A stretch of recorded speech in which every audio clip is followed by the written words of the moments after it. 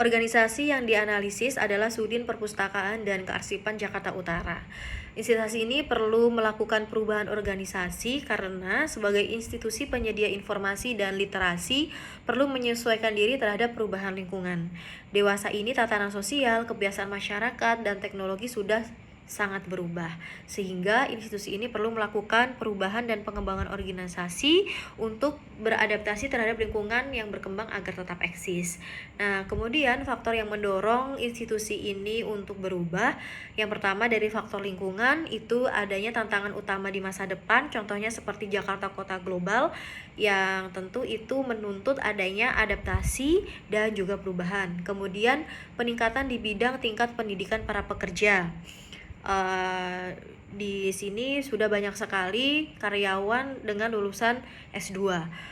Kemudian adanya revolusi di bidang teknologi dan juga berbagai kecenderungan sosial. Lalu di faktor organisasi yaitu adanya perubahan peranan dan tujuan organisasi yang menjadi lebih kompleks. Nah, kemudian metode diagnosis yang sesuai, yang pertama menggunakan metode analitikal karena perlu mempelajari dan memahami permasalahan dalam antar satuan kerja secara teliti, serta mengidentifikasi wilayah permasalahan dalam Sudin Pusip Jakarta Utara. Kemudian dengan model kecenderungan perilaku kelompok, dengan mempelajari kecenderungan perilaku tertentu pada kelompok di dalam internal Sudin Perpustakaan dan Kearsipan Jakarta Utara. Misalnya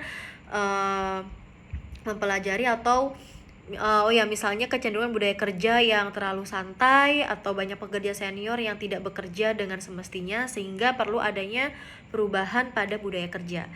Kemudian model pengelolaan perubahan yang bisa diaplikasikan itu adalah total quality management, lalu reengineering, misalnya dengan melakukan terobosan besar dengan adanya sistem pelayanan yang berbasis AI atau teknologi yang mutakhir yang dapat diaplikasikan untuk meningkatkan pelayanan.